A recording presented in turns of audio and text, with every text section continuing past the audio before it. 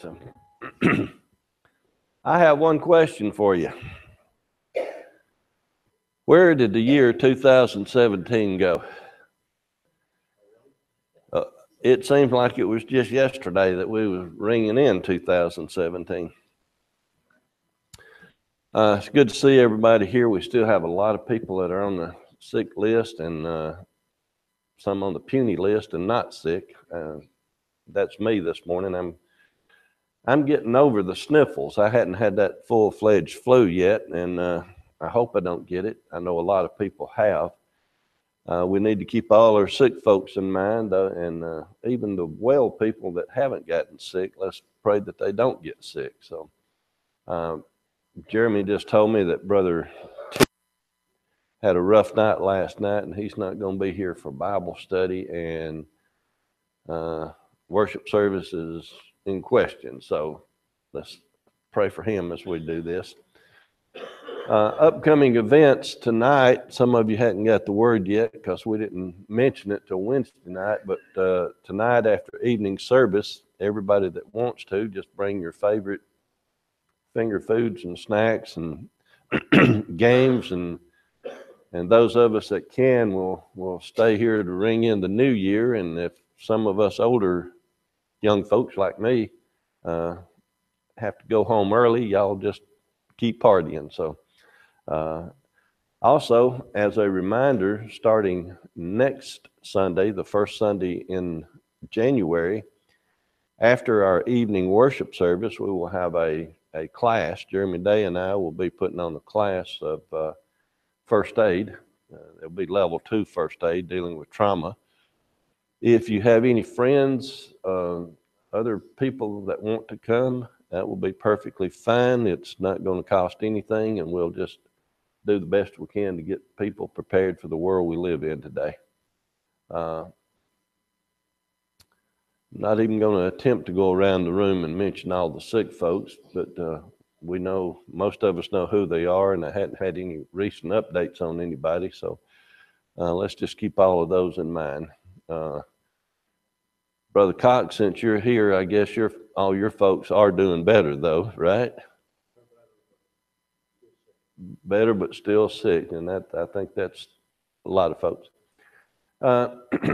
Brother Joel, would you lead us in a prayer then before we begin class?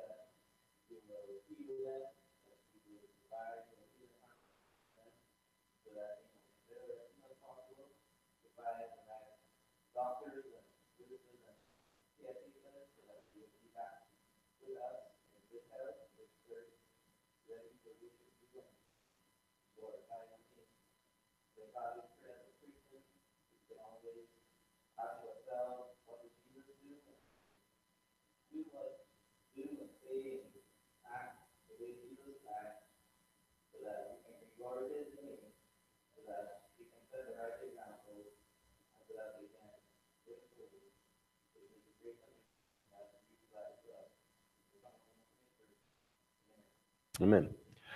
I know that we all live very busy lives, but how many of you can find and set aside 30 minutes a day?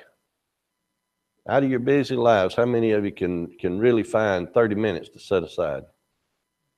Everybody? Okay.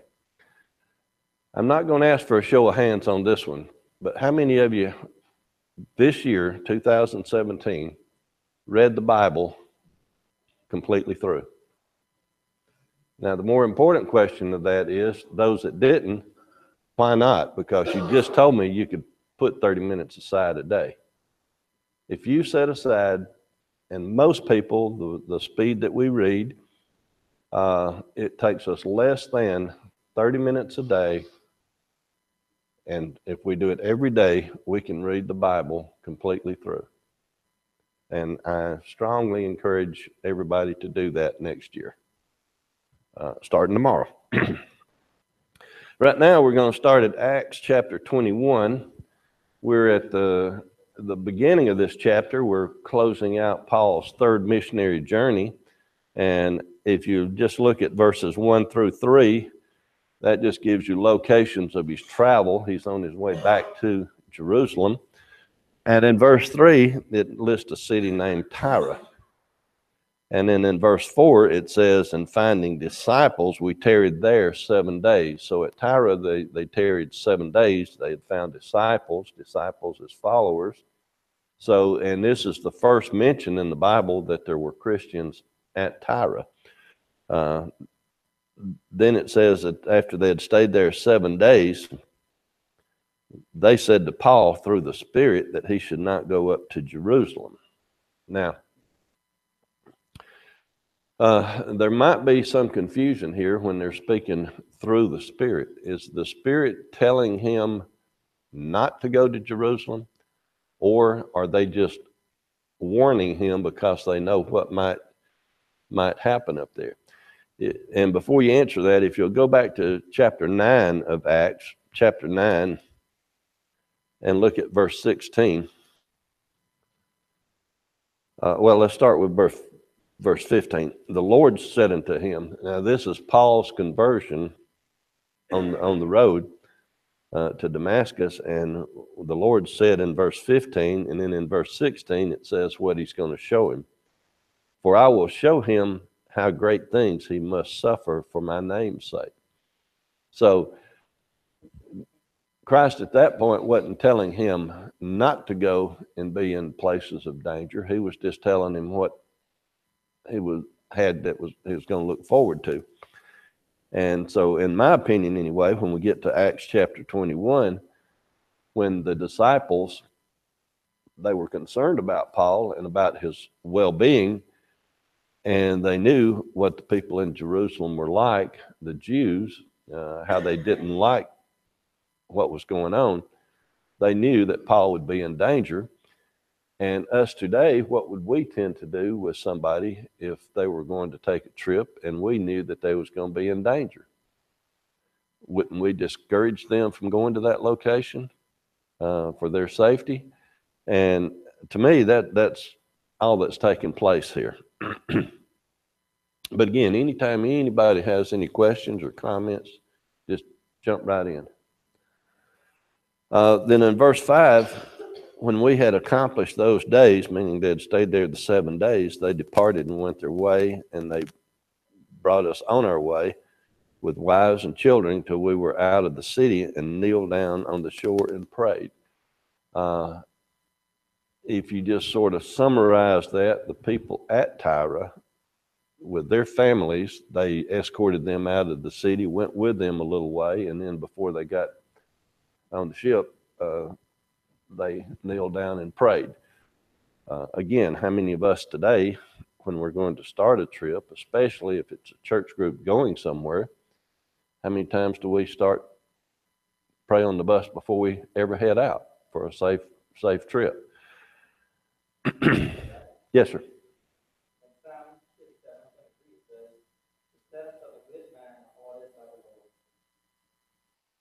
Okay.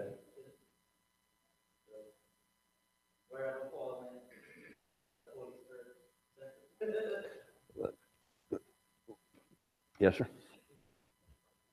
It also doesn't mean that we're supposed to shy away, even though we think there's danger, if we're in that work. We're supposed to be vigilant. We're supposed to do the best we can to be safe. But as we mentioned the other day, we're not supposed to go through life looking over our shoulder either. We still got a mission to do, and that mission is spread the word.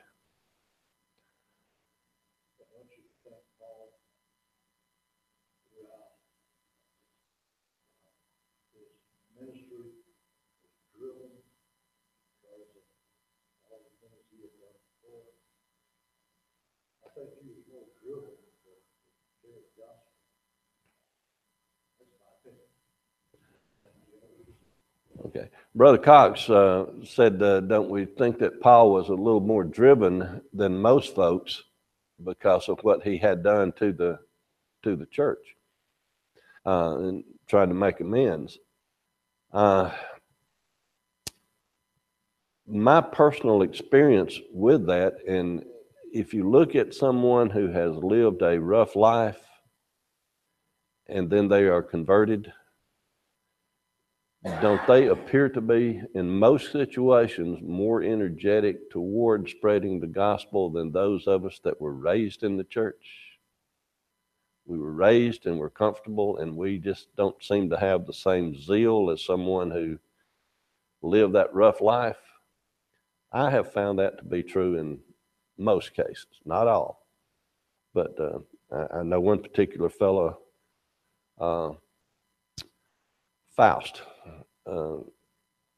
He's probably dead now, because when we knew him 30 odd years ago, he was in his 60s, even though he looked like he was in his 90s at the time, because he had lived that life. He is an alcoholic. He had spent most of his time in the bars and that scene. And when he was learned the truth and then became a gospel preacher,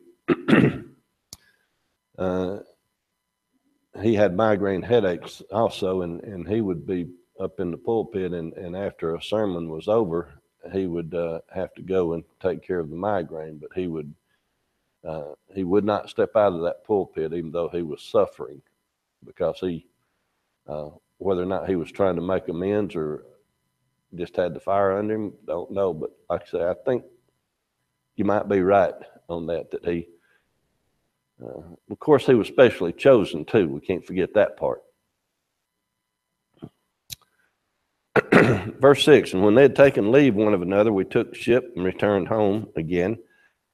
And when we had finished our course from Tyre, we came into Ptolemais and saluted the brethren and abode with them a day. The next day, we that were of Paul's company departed and came into Caesarea and entered into the house of Philip the evangelist. Where have we heard of Philip the evangelist before?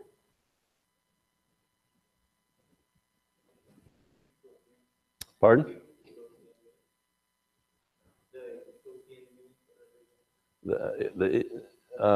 He was one of the ones chosen to take care of the widow women, right? Okay. And then he was also mentioned, I think it's in Acts 8 and verse 40, somewhere around there, as being an evangelist. So it even says he was one of the 7, and they abode with him. Now, I find this next part kind of interesting. Verse 9, the same man had 4 daughters, virgins, which did prophesy. Now, if we go back to the original miracles that were being handed out to a few people, prophesying, they could have been foretelling future events, or more likely, they were just given a little bit of knowledge and were teachers. That's another word for prophecy. But apparently this Philip was a good, solid man. He was an evangelist, and he brought his family up correctly because his 4 daughters were also participating in spreading the gospel. They tarried there a number of days, verses 10 through 11. And in verse 12, when they had heard these things, both we and they of that place besought him not to go up to Jerusalem. So what they had been hearing was, in verse 10, a prophet named Agabus. He had, well, let's just read verse 11 to give you the whole picture. And when he was coming to us, he took Paul's girdle, bound his hands and his feet, and said, Thus saith the Holy Ghost, so shall the Jews at Jerusalem bind the man that owneth this girdle, and shall deliver him into the hands of the Gentiles. So this Agabus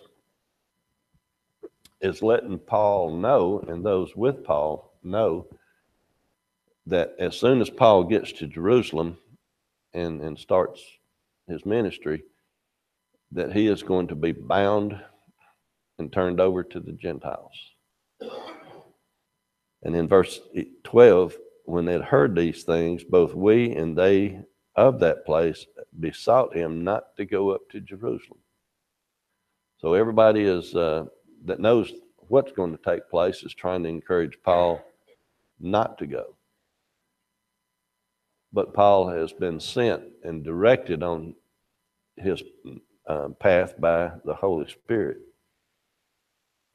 I find Paul's answer in the next verse. To me, it's comforting. Paul answered, What mean ye to weep and break my heart? For I am ready not to be bound only, but also to die at Jerusalem for the name of the Lord Jesus Christ.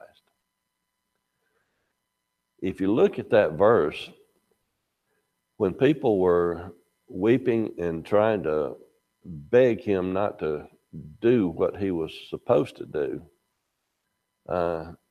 it hurt him. Said it broke his heart. And then he responded, I am ready. So he was prepared and ready to stand in and do whatever was necessary for the gospel. Now, I've mentioned this before when I had diagnosed with cancer and sitting there talking to the doctor. The doctor brought the issue up and said that he could do his part, but it was up to God. So as soon as he mentioned God, I knew where he was coming from. I said, I am prepared, but I am not ready. Is there a distinction between those two? Paul was using the words interchangeably. Paul is prepared to do whatever he needs to do. But if you look at another verse, Paul said that he was ready, but it would be better for him to stay right now than go. So again, he's prepared, but he knows he had work to do. So if we ask the question today, of all the Christians, everybody that you know of that's a Christian, if you were to ask the question, are you prepared to die? If they cannot answer that in the affirmative, they need to change something, don't they? Because we don't know. I might not get out of this chair. We don't know. So we always have to be prepared.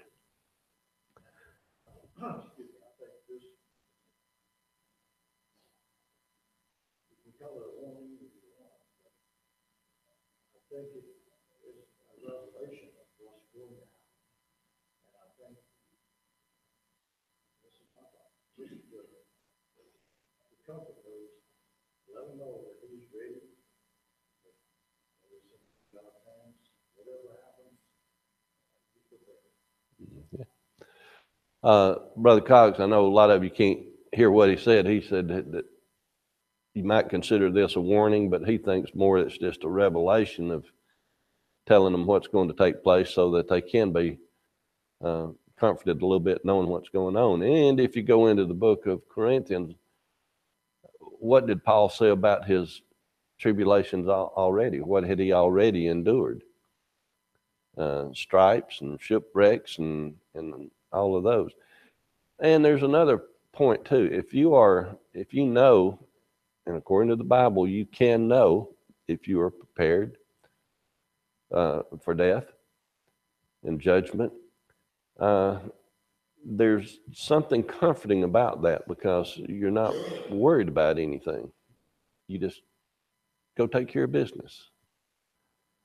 Verse 14 says, when he would not be persuaded, we cease, saying, the will of the Lord be done. So now, after his persistence that he's not going to change his mind, that he's going to go do it, now all of a sudden the people are saying, okay, we can't convince you, so let the Lord's will be done.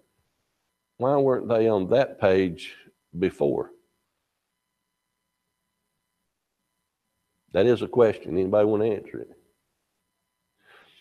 I don't think there is an answer to it, because I sort of hate the word, the phrase human nature, because we create our own nature, don't we? We create our own circumstances of what we will, won't, can, and can't do. But it appears to be human nature that we always look this way before we look that way. Yes, sir. He was a free moral agent. He could go or not go. But Paul, on the road to Damascus, when he had decided that he had been wrong and was going to do right, there's no more decisions to be made. He's always going to do what's right. Verse 15 says, after those days, we took up our carriages and were up to Jerusalem. Went up to Jerusalem. The word carriage here is a little mistranslation. The way the word was used in England back in when the King James was written in the 1600s, it meant what was to be carried, not the carriage that we think of today. We think of carriage today as being the vehicle. But to them, when they wrote this, it was what was being carried. So it would be more like they had, well, the New King James says we packed. And pardon? Samsonite. New King James says we packed. Other translation says baggage for carriage. So they had prepared to go on their journey.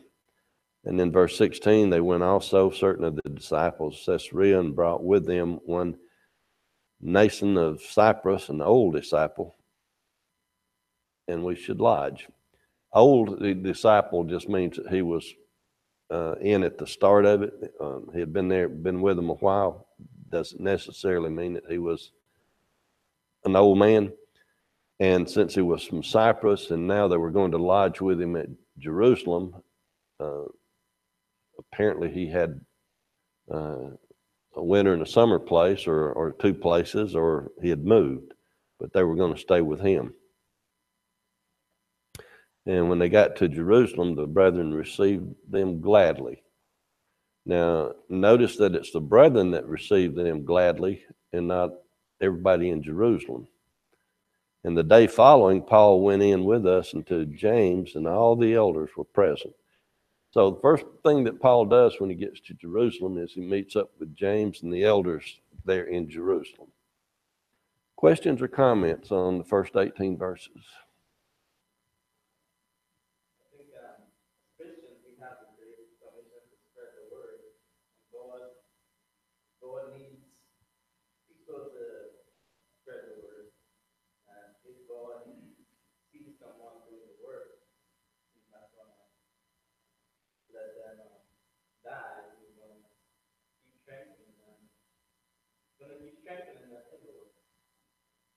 Okay.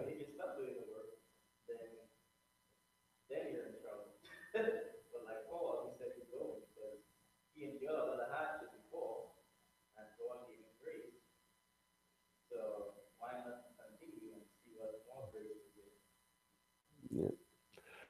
Well, I know that those folks that have worked in the mission fields and all, I really, really appreciate them. We had one close friend that was in Brazil for years, and even after the diet over there that they ate did not agree with him. He had all kind of, well, let's just say gastro problems because of the diet. He would not leave. He knew he was going to suffer, but he went back and John Paul. he knew that he was going to suffer, but he loved that and went back and did the job for many years, and then he had to come back to the States. So again, I really appreciate those that do mission work. I know personally, I could in the United States, but even though I was in the military and been to several locations in the world, and I know that I have eaten dog, I know I have eaten water buffalo and horse and all the things I don't know that I ate. Diet would be my main issue in going to certain locations of the world. So,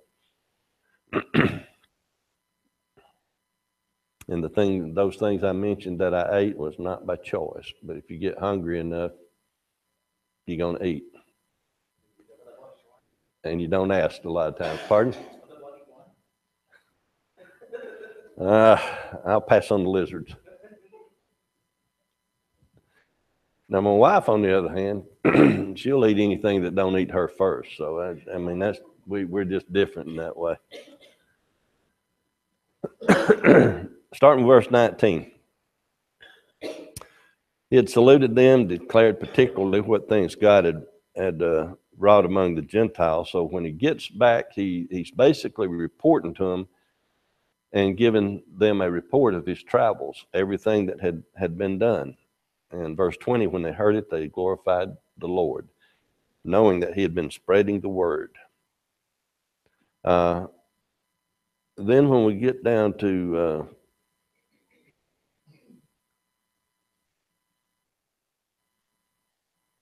let's go all the way down to verse 27.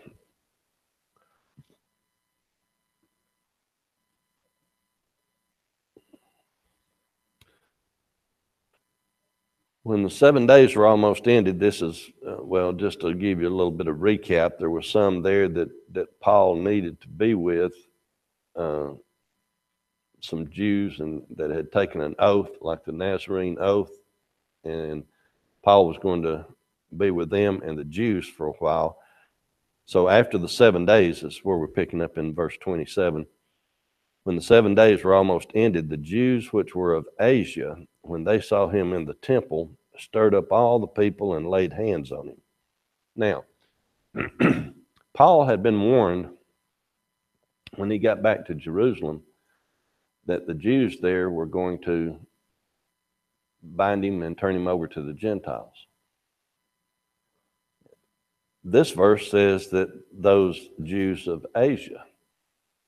We have to back up a few chapters because what had happened to Paul on this third missionary journey, there had been Jews that had followed him in creating problems, and then they had followed in creating problems. We'd discussed that. So it appears as though that this Jewish group from Asia had followed him all the way back to Jerusalem just to create problems. We had mentioned this a few weeks ago, as that's how things happen in the United States. There are groups scattered around, and the one I mentioned in particular was the Freedom from Religion group up in Wisconsin. They have absolutely nothing to do with the state of Georgia, but yet they're sending letters to schools in Georgia that they are breaking the law because they're having prayers before ball games and things of that nature. There's a thing in the court system called standing. To bring a lawsuit, you have to have standing, meaning that you have to be affected by it. Well, it's odd that somebody in Wisconsin that has no standing in the state of Georgia can still have that kind of power. So again, it looks like that's what's happening here, is the Jews that didn't like what Paul was doing have followed him all the way back to Jerusalem to create a problem. Because verse 28, they cried out, "Men of Israel, help. This is the man that teaches all men everywhere against the people and the law, in this place, and further brought Greeks also into the temple, and hath polluted this holy place. For they had seen before with him in the city of Trophimus and Ephesian, whom they supposed that Paul had brought into the temple. And all the city was moved. What does the word moved here mean?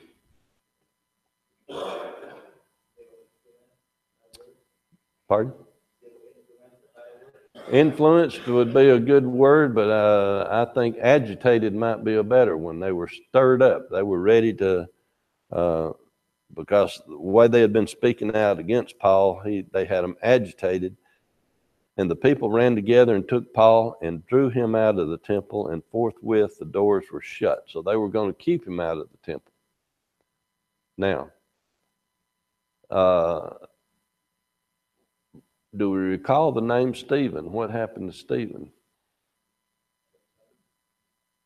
He was carried out and stoned. Was that a legal action that they took? That was mob. Here, it's not legal what they're doing. It's mob rule again. In verse 31, they went about to kill him.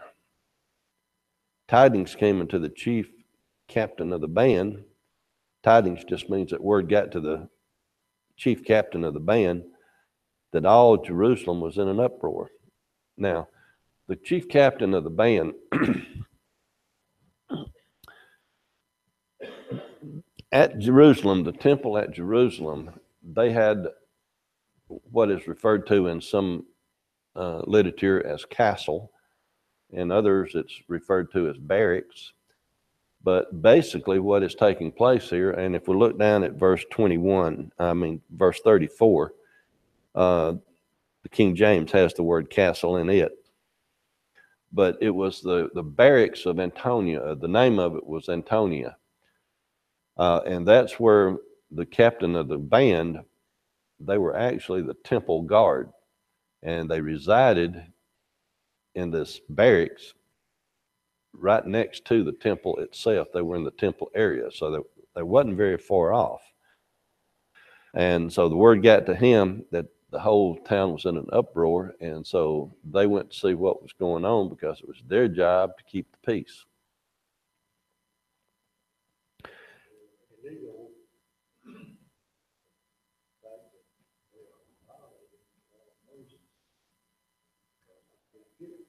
Right. Right.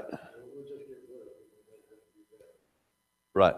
Brother Cox said that they was, even though they were Jews, they were violating the law of Moses because, according to the law of Moses, they weren't supposed to kill him. So, but verse 31 says, 32, who immediately took soldiers and centurions and ran down unto them. And when they saw the chief captain, meaning the people, and the soldiers, they left beating of Paul. So this rabble, this group, was on their way to killing Paul when the soldiers intervened. They came in and took care of him. The chief captain came near and took him and commanded him to be bound with 2 chains and demanding who he was and what he had done. Now, if they come into his rescue, why are they putting him in chains?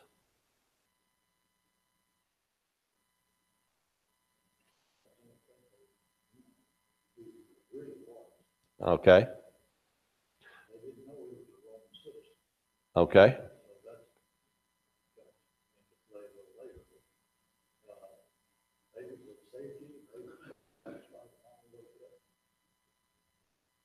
Okay. Brother Cox just said that the soldiers didn't know who he was. They didn't know he was a Roman citizen, which all comes in a little bit later in this. But what is taking place here is, what are the people yelling and upset about? If you look at it in a sense today, if there is a fight going on and the cops show up, how do the cops know immediately who's in the right and who's in the wrong? They don't. Most of the time, they will break up the situation and put both parties in cuffs until they can figure out what's going on. But here, with the whole group being against this one man, they took him, which let the Jews know that they wasn't taking this lightly. They were going to take him and they were going to separate the issues, and then they were going to figure out what was going on. So you can also look at it like they was taking him into protective custody. However, I don't think that's the case, because they're about ready to scourge him a little later to get to the truth. So if he's in protective custody, they're not going to beat him with whips to try to get him to talk. So.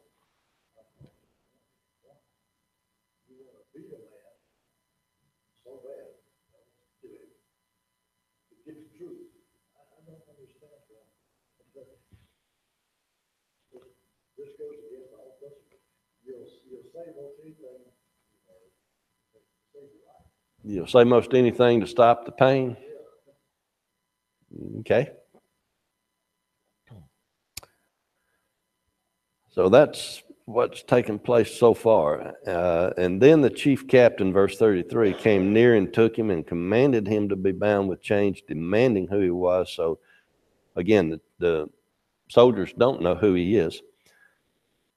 Verse 34, some cried one thing, some another about the multitude, and when he could not know the certainty of the tumult, he commanded him to be carried into the castle. So the soldiers are taking him back to the barracks, away from the people. Verse 35, when he came into the stairs, so it was that he was borne of the soldiers for the violence of the people. The borne just means that he was carried. He had to physically be carried. Now, whether he had already been beaten to the point he was too weak to go up the stairs, or whether just the crush of the crowd, it doesn't specify, but it just says that he was helped up the stairs here. And the multitude of the people that followed after was crying, away with him, meaning basically kill him. Verse 37, when Paul was led into the castle, he said unto the chief captain, may I speak unto thee? Who said, canst thou speak Greek? So if you just think this out for a minute. If the captain is asking him, do you speak Greek? What does that say about language or language barrier? Anything?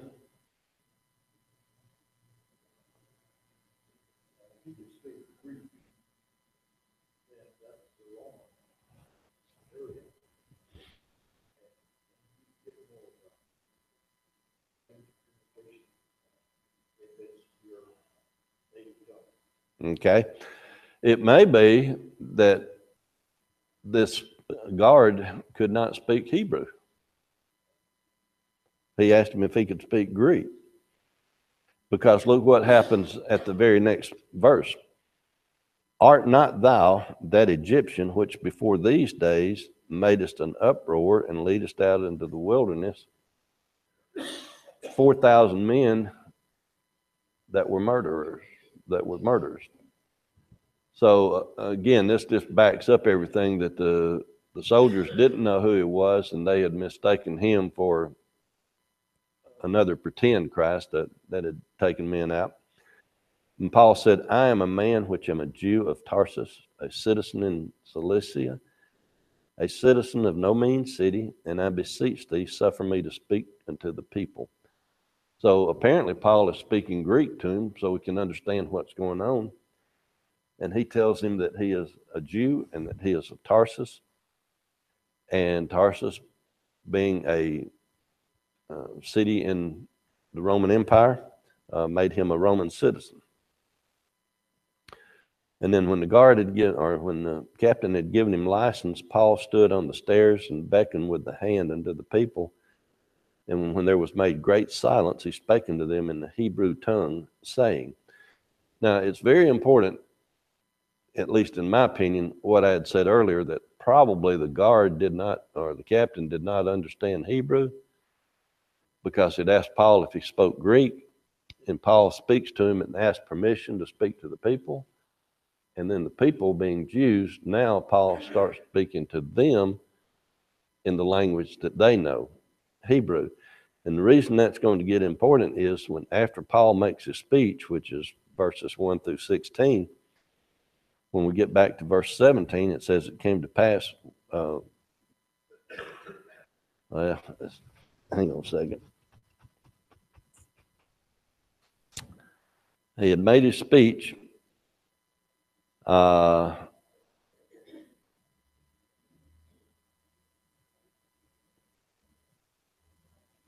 the way down to verse 22, excuse me. And then in verse 22, it says, they gave him audience unto this word, and then lifted up their voice and said, away with such a fellow from the earth, for it is not fit that he should live. And as they cried out and cast off their clothes and threw dust into the air, now, verse 24, the chief captain commanded him to be brought into the castle and bade that he should be examined by scourging, that he might know wherefore they cried out so against him. So if he had been speaking to this group in Hebrew and explaining all of this, giving them a rundown of how he was converted and what was going on, why would the captain over in this verse want to scourge him to get to the truth, to know why the people were against him? If he had understood Hebrew, he would have known why they were after him, right?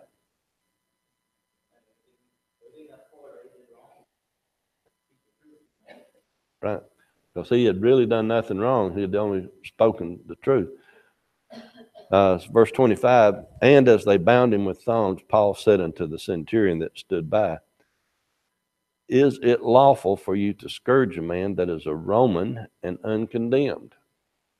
Now, when Paul had told him that he was of Tarsus, that should have informed him that he was a Roman citizen. But since he didn't say the word that he was a Roman citizen, apparently the guard didn't know it until this point here. And then when he said that he was a Roman citizen and uncondemned, he hadn't been on trial yet. When the centurion heard that, he went and told the chief captain, saying, take heed what thou doest, for this man is a Roman. Then the chief captain came and said unto him, tell me, art thou a Roman? And he said, yea. Now, the next part of this, the other 28 through 30, the chief captain answered, with great sum obtained I this freedom. And Paul said, I was free born. See, in the Roman Empire, you could buy, with enough money, you could buy your citizenship. And then if you was born in the area, you were considered freeborn.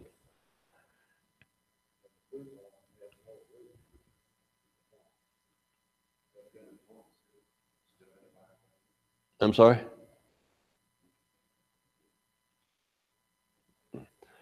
Verse 29 and 30. Then straightway they departed from him which should have examined him, and the chief captain also was afraid, after he knew that he was a Roman, and because he had bound him. On the morrow, because he would have known the certainty wherefore he was accused of the Jews, he loosed him from his bands and commanded the chief priest and all their council to appear, and brought Paul down and set him before them. Okay, now why would the chief captain be afraid when it says that he had bound him?